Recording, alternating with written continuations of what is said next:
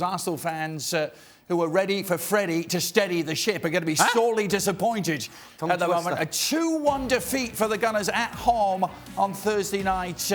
They were outpossessed by the Seagulls. They were outshot by the Seagulls. They were outthought and fought by the Seagulls for most of this game. A 2-1 home defeat. It matches their worst run of winless games. 9 games without a win now in all competitions since 1977. And the era of one Terry Neal. Stevie, where do you start? It was supposed to be very different, wasn't it? Where's the new manager bounce for starters? We heard Freddie Ljungberg talking about the confidence of the players being very low. You know, I keep hearing people talking about, oh, look in the dressing room and look at the talent. Well, the fact is, they're not quite as talented as people are making out. And regardless of who the manager is, they're just not very good. They can't defend properly. They're not dynamic in the middle of the park. And now and again, going forward, Lacazette and Aubameyang look as though they're a little sharp. But other than those two, what is this team all about? And it's not just turning round and losing to Brighton. They got completely outplayed by Brighton. But the fact is, this team needs such an overhaul that you wonder how many of this starting 11 are actually going to last if they get somebody who knows what they're doing in charge. Because they're just not good enough. And I don't understand why we're so shocked. Well, they may be short on talent for Arsenal standards, but they have to be better than Brighton, and they have to be better than Norwich, and they have to be better than Southampton. You would assume, you would hope. Well, what's most embarrassing about tonight's game for Arsenal's perspective is the fact that not only did they lose, it's in the manner in which they lost. Brighton dominated this game. Aaron Mooy looked like a world-class player, running the middle of midfield, making runs out of the midfield, connecting with the attacking players. And had Brighton had better players or more talented players in the attack, more effective players in the attack, this would not have been as close as it was. They were one pass away and one execution away from scoring multiple goals in this game, more so than what they did. Aaron Connolly is 19 years old, and he's running circles around the back line of Arsenal. And there was, when we look for a reaction from a team, and you just mentioned the new coach bounce, you want to see fight. You want to see urgency. You want to see intensity. And you didn't see that from Arsenal. If there was a team bringing that intensity and that urgency and that energy, it was Brighton. That's the embarrassing part. That's the one that if I'm a fan, I'm saying, hold on a second. We're getting beat to 50-50 balls when we need to win, when we're at home, when we're Arsenal, and yet we cannot come up with enough 50-50 challenges and enough second balls in order to, at the very least, give ourselves an opportunity to win the game. That's embarrassing. Julien, Arsenal seem to be a club who remain riddled in doubt. Yes, you're right. Doubts, low on confidence for the players, but also a crisis in identity, really, because this is a team that doesn't really know how to play. Those players are a bit lost. We see the pattern of play. Well, there's no pattern of play, but the kind of pattern of play we see, which is always the same, is the centre-backs to the full-backs along the line. There's just nowhere there. You come back and then you go the other side and you do the same. There's hardly been 3 or 4 passes put together.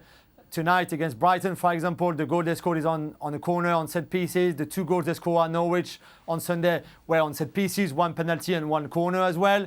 There's not those patterns of play that we used to associate with Arsenal under Wenger, for example. Even if towards the end, they're also starting to disappear. So I think the problems are deeper than just, the players are low on confidence. You know, we need to get that, to fix that, or the fact that the attitude was wrong again tonight in the first half especially. I think there's something deeper that needs to be fixed, and one will take a long time, and 2 probably needs a manager that is more experienced and maybe better than Freddie Ljungberg. Ian, that new manager bounce just isn't there. Well, no, it isn't, and I don't think Freddie Ljungberg's doing his chances of staying into the job and maybe becoming the permanent coach any good at all. I don't think that's going to happen. But I think the problem Arsenal have got, I mean, the boys have explained perfectly well what happened tonight against Brighton, is what new manager wants to go there halfway through this season? OK, it's still a big club, but Nuno at Wolves has got a great job there. Does he have better players at Wolves? Does he have a better team? Yes, he does. Brendan Rodgers at Leicester has a much better team. So who are they going to get? And there's not a lot of money to spend either. So They are in a crisis at the moment, Arsenal. They're 10 points off the Champions League places. Doesn't look like they're going to bridge that gap. So there's an awful lot to sort out, and it's not just the confidence that Freddie Ljungberg was talking about after the game tonight. Julien, off the back of Ian mentioning him, Mauricio Pochettino, question marks? Any chance it could happen? I mean, I think people at the club would sign with both hands and both feet to get Mauricio Pochettino at the club. One, I think that is still too close to him leaving Spurs to go to the arch enemy. Two, would he really want to go to Arsenal? I mean, this is the kind of project that he loves, and a similar one that he had at Spurs when he had to build the team, like a proper competitive team, which he did very well for 5 years. But, I mean, the crisis is so bad now that I think he will have to think twice maybe about taking it. And three, even financially, I'm not sure if that could be an option for Arsenal. So Pochettino, I would say, on paper, yes, of course, he ticks all the boxes that the Arsenal board would want. On his point of view, I think this is a long, long shot. They don't just need a new manager. They need somebody to structure how they go about putting this team together. You know, you can look at each individual and you could probably pick out a talent that they all have. But when you're putting a team together, you need to put the right sort of talent in the 11 spots that will gel together. You also need to pick players who not only have ability, but actually have a bit of character about them. These players don't have any character. They're all running around and they'll all tell you they're trying and they'll all tell you they've got spirit, but the way they play tells you that they don't, and they actually don't know what they're doing, because this team doesn't close the ball early and it doesn't sit off. It just sort of stands in the middle and lets teams walk through, because that's all Brighton did tonight. They walked through them. They do seem to be a hodgepodge of players, aren't they? Just randomly assembled rather than an actual team. They look like a Sunday league team. Guys that get together once on a weekly basis and they just go, you know what, guys? That's a couple of beers, and then let's go out there and play, and then let's go out afterwards. That's what they feel like. And you look at a team that, and Stephen was just alluding to it, they're disconnected. They're all over the place. It's just 11 guys running around doing different things, and you don't see a team concept. You don't see a tactical approach. You don't see the hand of a manager, whether that was Emery in the end, or whether it's Freddie Ljungberg or whoever is saying, okay, you know what? Let's get this right. Let's get this part of the game correct. And then from there, we can try to create opportunities. We can try to create chances. But if you don't get the defensive part sorted out, which I'm guessing that the personnel doesn't quite match what they're trying to do. You see David Luiz defending today, you go, how is this guy playing at a high level at this point in his career and starting and continue to start when you see that sort of performance time and time again? And you can say that about a few other guys in the Arsenal squad. And that in itself is the scary part. Julien, I just wonder, how is this team put together so poorly? Because they do, after all, have a director of football and a hierarchy in place. Yes, you're right. Edu is the sporting director. Raul Sanllehi is in charge of all the football matter at the club, one of the two CEOs that they have. And then, in fairness, that's where I disagree with Stevie, is that they have put that structure together.